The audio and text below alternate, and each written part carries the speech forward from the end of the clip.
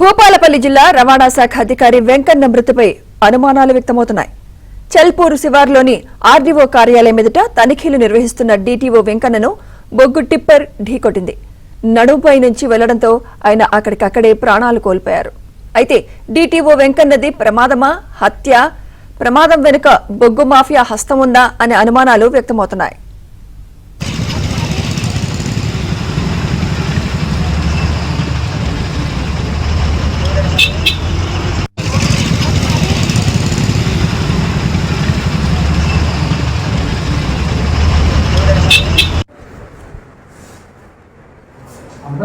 DTO Venkanna మృతిపై CM Revanth Reddy దిగ్భ్రాంతి వ్యక్తం చేశారు.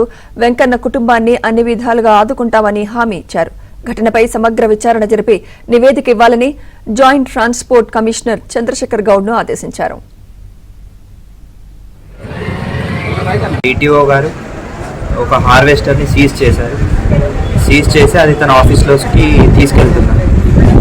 సో దానికి సంబంధించి అతని కారు ఆర్టీఓ ఆఫీస్ ముందు పార్క్ చేసుకొని ఎదురుగా వస్తున్న వెహికల్స్ని ఆపుతూ ఈ హార్వెస్టర్స్ని లోపలికి పంపించే ప్రయత్నంలో ఒక కోల్ లారీ ఈ మన జెన్కోకి కోల్ని తీసుకొని వస్తుంది తాడ్చెర్ల దగ్గర నుంచి. సో ఆ లారీ ఏంటి అంటే ఆ డ్రైవర్ స్పీడ్ కంట్రోల్ కాక ప్రజెంట్ అనుకుంటుంది ఏంటంటే maybe mechanical failure break failure అయి ఉండొచ్చు అనుకుంటున్నాము. అది మోటార్ వెహికల్ ఇన్స్పెక్షన్ రిపోర్ట్ ఇచ్చిన తర్వాత అది కన్ఫర్మ్ అవుతుంది.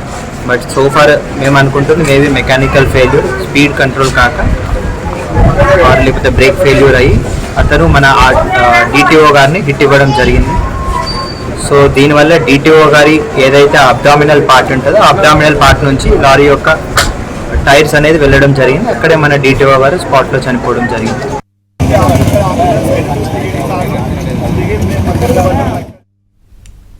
భూపాలపల్లి డీటీఓ మృతిపై రవాణా శాఖ మంత్రి పొన్నం ప్రభాకర్ స్పందించారు. బీఆర్ఎస్ శవరాజకీయాలు మానుకోవాలన్నారు. డీటీఓ ప్రమాదవశాత్తు జరిగిన ప్రమాదంలో మృతి చెందారని, ఇసుక మాఫియా ప్రమేయం ఎక్కడా లేదన్నారు. బొగ్గులారీ ప్రమాదవశాత్తు ఢీకొనడంతోనే ఆయన చనిపోయారన్నారు. బీఆర్ఎస్ హయాంలో నేరళ్ల ఘటనలో శవాన్ని మాయం చేసి మేనేజ్ చేశారన్నారు. ఈ ఘటనపై ముఖ్యమంత్రి సమగ్ర విచారణకు ఆదేశించారని మంత్రి పొన్నం తెలిపారు. ప్రతి అంశాన్ని రాజకీయం చేసేటువంటి వాళ్ళకి గతంలో నాకు తెలుసు సిరిసిల్ల ప్రాంతంలో కావచ్చు, ఇంకొకటి యాక్సిడెంట్ చేస్తే 2 నిమిషాల్లో కుటుంబాన్ని మేనేజ్ చేసి శవాన్ని తొలగించి పంచనామా లేకుండా చేసినటువంటి పరిస్థితి గతంలో ఉండే. ఇక్కడ మేము మళ్ళీ చెప్తా ఉన్నాం, ఆ కుటుంబాన్ని ఆదుకుంటాం, ఆ జరిగిన సంఘటన మీద విచారణ చేస్తాం. దురదృష్టకరం, శవరాజకీయాలొద్దు. ఆ హార్వెస్టర్ పోయే సందర్భంలో లోపలికి తీసుకొస్తుండ్రు. హార్వెస్టర్ మీరు స్థానిక రిపోర్టర్స్ ద్వారా కూడా తెలుసుకోవచ్చు.